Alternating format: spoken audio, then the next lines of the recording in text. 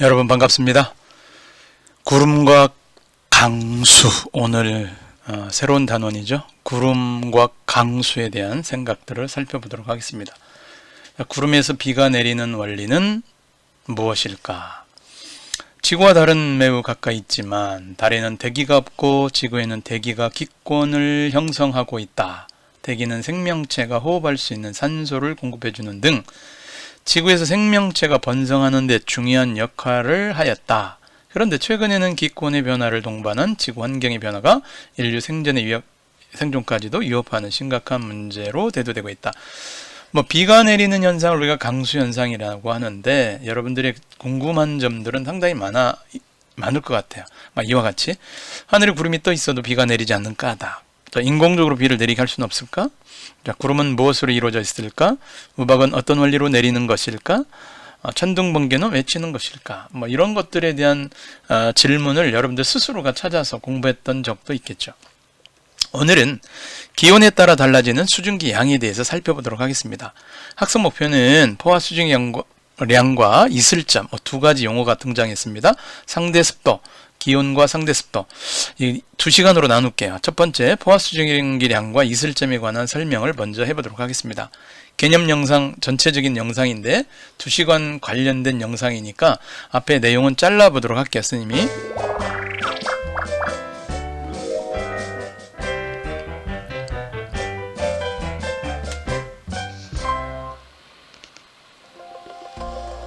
널어놓은 빨래가 마르는 것이나 젖은 머리가 마르는 것, 컵 속에 물이 줄어드는 것 등은 모두 액체 상태의 물이 기체 상태의 수증기로 변하여 공기 중으로 날아가기 때문에 일어나는 현상입니다.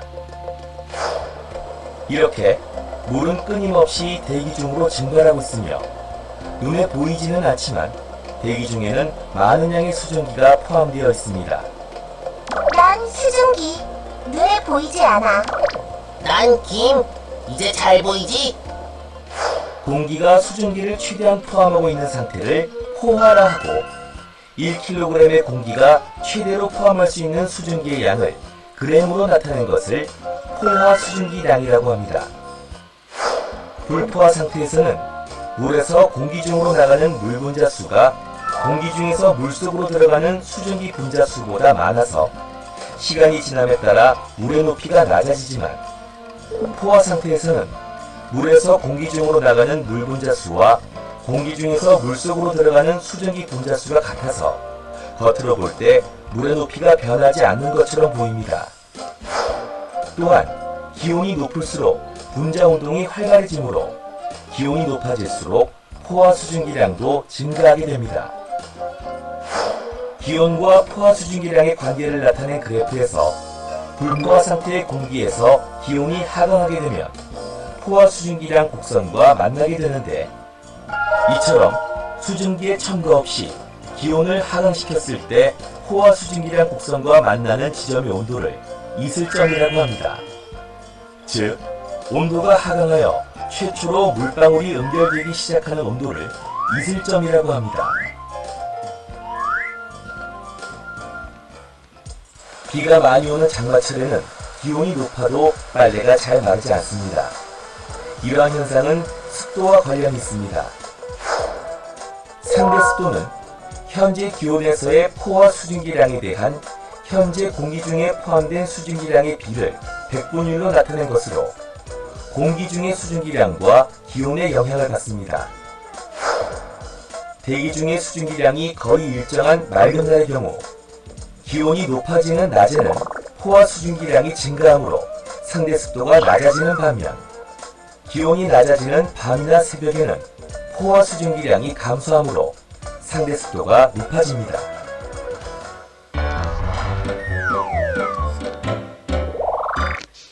잘 보셨죠? 자, 그럼 뒤에 있는 단원을 오늘 빼고 앞에 있는 부분만 오늘 공부 한번 해보도록 하겠습니다. 먼저 이 학생의 대화 한번 열어볼까요?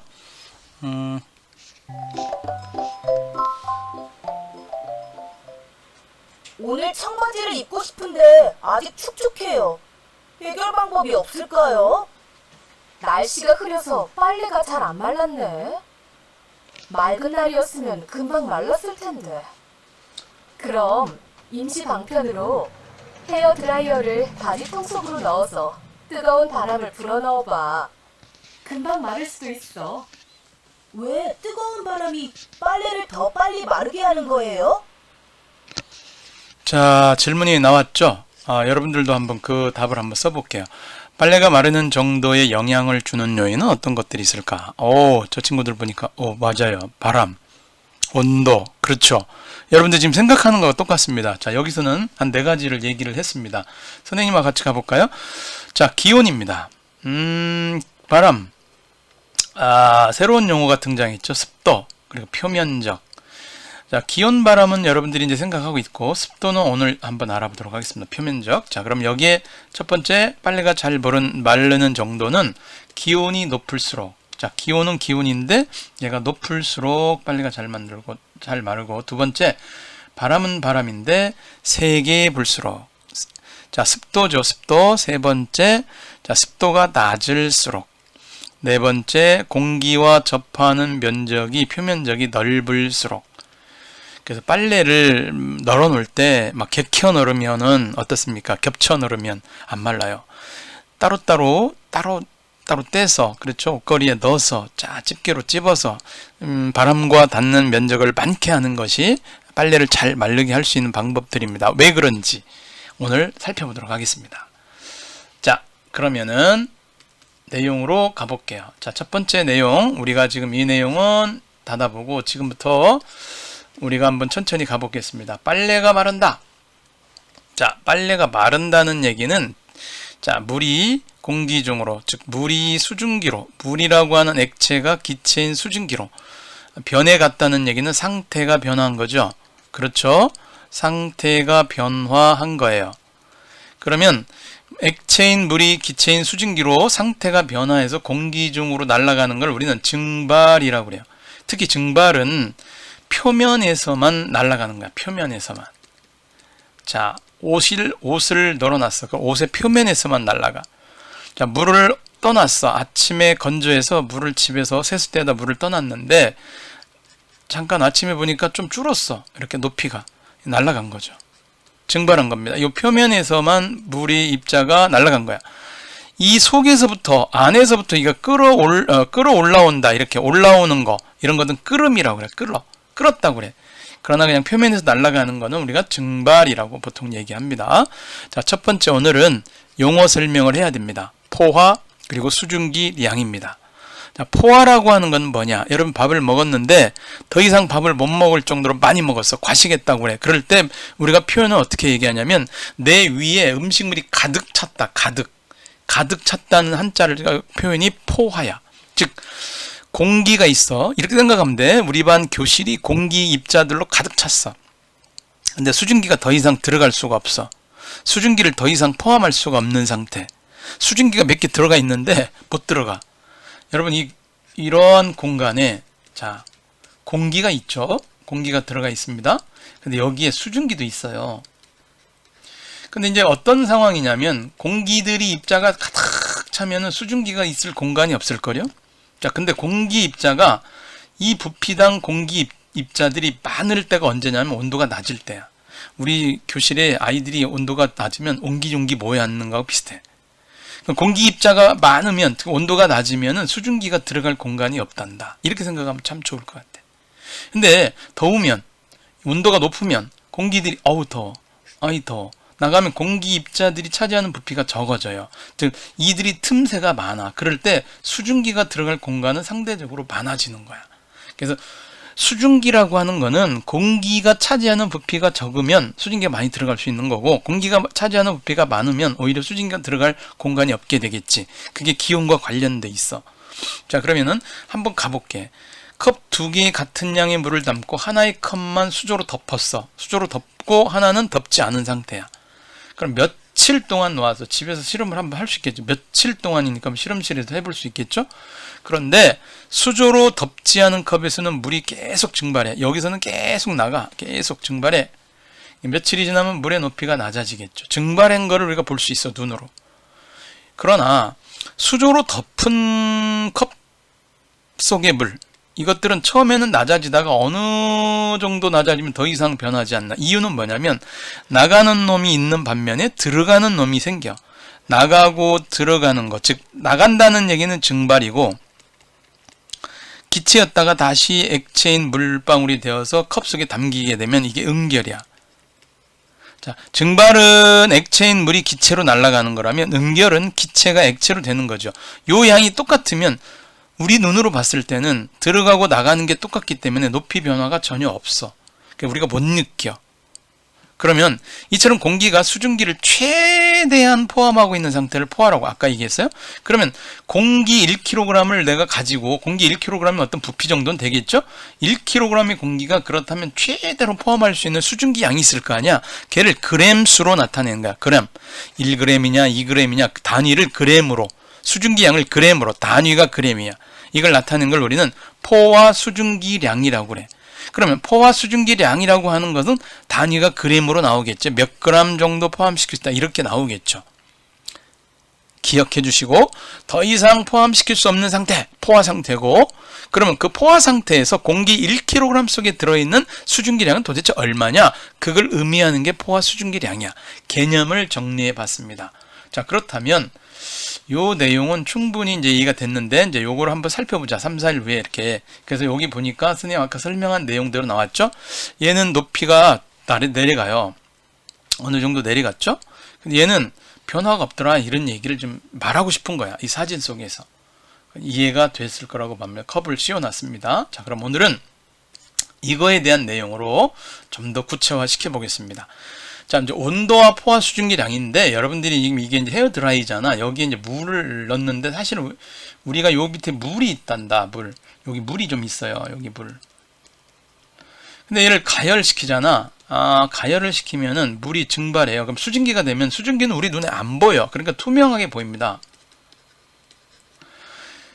이 물이 하나도 없이 다 투명한 상태가 될 때가 있어요. 그럼 이건 어떻게 설명하는 거냐면, 물이 액체인데 투명한 기체 수증기로 증발이 된 거야. 증발. 그러려면은 온도를 높여주면 되는 거야. 이게 가열하는 거다 마찬가지야. 그럼 투명해졌다가 이 온도가 떨어지잖아? 그럼 다시 물로 돼. 즉 무슨 얘기냐면, 온도가 떨어지면은 이 안에 있는 수증기들이 있을 공간이 없을 정도로 만들어진다. 이렇게 생각하면 참 좋을 것 같아. 선생님 막아놨는데 이렇게 생각해도 그렇다는 얘기. 야, 저리가 짜져! 해서 물이 짜진다 생각하시면 됐는데, 실질적으로 실험 결과가 그렇게 나온다. 자, 그러면 확인해 보겠습니다. 자, 실험 자체는 이렇게 시켜봤더니 다시 액체인 상태로 갔죠? 온도가 높아지면 물이 증발했다가 낮아지면 다시 물로 돌아오는 걸 지금 얘기하고 있는 실험이에요. 그럼 정리를 한번 해보겠습니다. 플라스크를 가열했을 때 또는 식혔을 때 플라스크 내부에서 어떤 변화가 일어나느냐? 간단하죠. 가열하면 물이 수증기로 증발한다. 그러면 식히면 수증기가 거꾸로 물로 액화된다. 응결된다. 뭐 그런 얘기를 하고 싶은 거잖아. 자, 요거 살짝 지우고 우리가 여기서 요구하는 게 뭔지 정답. 자, 교과서에서 그렇죠? 물방울이 사라져. 수증기가 됐으니까. 식히면은 다시 물방울이 맺죠. 응결됐다. 이런 얘기야. 자, 스톱 시키고 적어보시거나 패스하시기 바랍니다. 자, 위와 같은 변화가 생기는 까닭을 토의해보자. 여러분들 한번 생각을 말해봐. 정지시켜놓고. 왜 그런지 적어봐. 선생님은 패스를 했다고 하고 바로 확인을 해드리겠습니다. 이와 같은 결과는 왜 나오게 됐는가? 우리는 이걸 알아야 돼. 플라스크를 가열하면 어때요? 플라스크 안쪽에 물방울이 증발, 아까 스님 얘기해서 증발해. 플라스크 내부의 공기 중에 수증기 상태니까 기체 상태거든. 기체 상태는 눈에 잘 보여요? 안 보여? 안 보여. 그래서 물방울이 보이지 않게 돼. 그러니까 물방울이 사라진 것처럼 보여. 반대로 플라스크를 식히면 냉각시킨다는 얘기야. 온도를 낮춘다는 얘기야. 그럼 내부의 공기 중에 있던 수증기가 응결해서 물방울로 상태 변화되는 거야. 이걸 응결이라고 그래.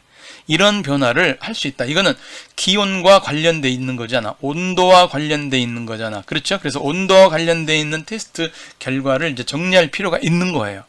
그래서 그런 내용을 정리한 게 나옵니다. 자, 그런 것으로 공부를 이어가 보도록 하겠습니다. 자, 헤어드라이로 플라스크를 가열하면 내부의 온도가 올라가. 그래서 첫 번째는 우리가 온도가 올라간다. 온도라는 거에 방점을 찍어서 올라간다. 그러면 플라스크 안에 있던 면에 맺혀 있던 물방울이 증발을 해서 수증기가 되면 기체가 되는 거죠. 반대로 플라스크를 식힌다는 얘기는 내부 온도가 내려간다는 얘기야. 이거 올라가는 게 하나 있으면 내려가는 거야. 자, 올라가면은 물이 수증기로 된 거라면 내려가면 수증기가 물이 되는 거죠. 이렇게.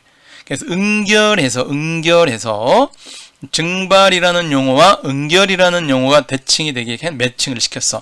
그래서 다시 맺히게 돼 있는 거죠. 자, 공기가 최대로 포함할 수 있는 수증기량이 그러니까 온도에 따라 달라지는 거야. 이게 중요한 거야. 자, 공기 입장에서 야, 내가 말이야. 내 온도 요 정도 됐는데 자, 수증기 들어와 이렇게 하다가 날씨가 온도가 내려가면 공기들끼리 밀집돼 갖고 야, 공기가 막 밀집돼 갖고 수증기가 있을 공간을 다 차지해 버려. 그럼 수증기가 못 들어가겠지. 그런 거랑 비슷해. 우리가 수건에다가 물을 적실 수 있는데 돌리면 물이 짜져서 나오잖아. 스펀지처럼. 그런 것처럼 스펀지가 공기인데 물을 담고 있다. 그럼 짜면은 공기가 나오죠. 아니, 이제 물이 나오죠. 그거 비슷한 이치입니다. 자, 공기가 스펀지인데 물을 포함시키고 있었어. 온도에 따라서 달라져. 온도가 높으면 많은 물을 포함하고 있다가 온도가 내려가면 적은 물을 포함시켜야 되니까 많이 포함됐던 물들이 어떻게 돼? 짜져가지고 물로 눈으로 보이는 거야. 수증기를 많이 포함하고 있는 거와 똑같아. 자, 이 이야기를 그래프로 보겠습니다. 포화 수증기량과 즉 공기가 1kg당 머금을 수 있는 수증기량이 정해져 있는데 그 기온과의 관련된 내용이 있더라 이거야. 그래서 지금 그래프를 그려보겠습니다. 이렇게 되더라 이거야. 자, 선생님이 여기 정리해 놨는데 보세요. 0도씨가 되면 요 정도의 즉 1kg의 수증기를 공기가 1kg의 공기가 수증기를 몇 그램 정도 이렇게 담을 수 있어. 3.8g. 근데 온도가 올라가잖아? 그러면 7.6으로 2배 뛰네. 2배. 알겠죠? 2배씩 이렇게. 20도가 되잖아요. 오! 14.7이야. 아우, 7g 정도가 더 올라갔어. 그러니까 무슨 얘기냐면 아까도 선생님 설명했지만 이와 같은 공기 구조가 있는데 공기가 이게 밀폐된 공간은 아니잖아. 근데 내가 편의상 이렇게 부피를 따진 거지. 온도가 올라가잖아. 이 공기가 자기들끼리 멀어져 있다고 보시면 돼요. 튕겨져 나갑니다. 부피가 커지는 거예요. 자기들끼리 원래 입자의 개수로 보면. 그러나 부피로 보면 여기 많은 공기가 있다가 없어진 거와 비슷해. 그럼 틈이 보이잖아. 그 안에 수증기가 더 많이 머금을 수 있다. 이런 얘기야. 공기가 나간 자리에 수증기를 더 머금을 수 있다. 이렇게 보시면 이해가 될 것 같아요. 그럼 여러분, 온도가 올라가니 공기 1kg 사이에 수증기가 머물 수 있는 양들은 증가하죠. 그렇지만 이게 직선은 아니고 곡선처럼 돼 있어. 그래서 이 파란색에 있는 걸 갖다 우리는 포화 수증기량이라고 그래.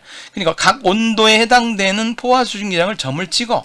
그래서 그래프를 쭉 연장한 게 포화 수증기량 곡선이라고 그래. 굽어 있으니까 곡선이야. 그러니까 얘는 X축은 기온이고 세로축은 수증기량이라는 걸 우리가 기억해 줘야 돼. 아, 기온이 이렇게 증가하면 수증기량도 많이 증가하는구나. 이렇게 이야기하시면 됩니다. 그래서 여기 나와 기온이 높아질수록 머금을 수 있는 수증기량, 즉 그것도 최대로 머금을 수 있는 수증기량을 포화 수증기량이라고 그래. 이게 증가하는 거야. 요건 우리가 이제 요 내용 곡선으로 해석을 해볼 수가 있었던 거죠. 자, 그러면 우리가 알고 있는 기온과 포화 수증기량의 관계는 어떤 거냐 이렇게 한번 생각해 볼게요. 자, 지금 이게 포화 상태라고 하는 거는 물 표면에서 증발하는 물 분자수와 공기 중에서 물 표면으로 응결하는 수증기 분자가 같은 상태다. 이게 다시 설명하면 즉 야, 온도가 올라갔는데 나 나가야지 하고 튕겨져 나간 이게 증발이에요. 증발. 빨간색은 증발이야. 근데 나갔더니 얘가 머물 공간이 없을 정도로 빽빽해. 아유, 너 들어가. 다시 딱 맞은 거야. 우리가 말해 두더지 게임처럼 갔더니 다시 얻어맞고 밑으로 들어와. 이렇게 들어오는 이런 놈들이 있을 거 아니야. 이렇게.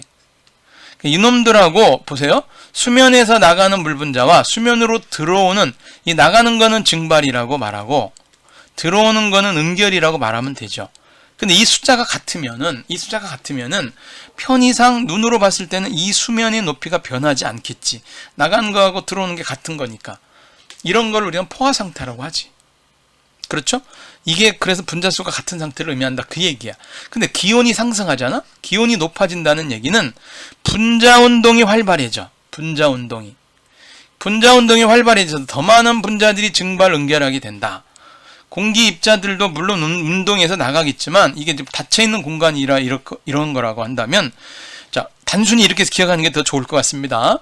기온이 높아지면 이 분자들이 갖는 이게 분자 운동 에너지가 어려운 얘기야. 이게 운동 에너지가 있다고 얘가 에너지가 크면은 휙휙휙휙 움직였다가 휙휙휙 들어오기도 하지. 더 많은 분자들이 증발이나 응결하게 되어서 포화 수증기량 상태가 증가하게 된다. 뭐 이런 얘기죠. 그래서 포화 수증기량도 증가한다. 온도가 높아지면 왜 포화 수증기량이 증가하는가를 얘는 입자의 운동으로 설명을 한 거야.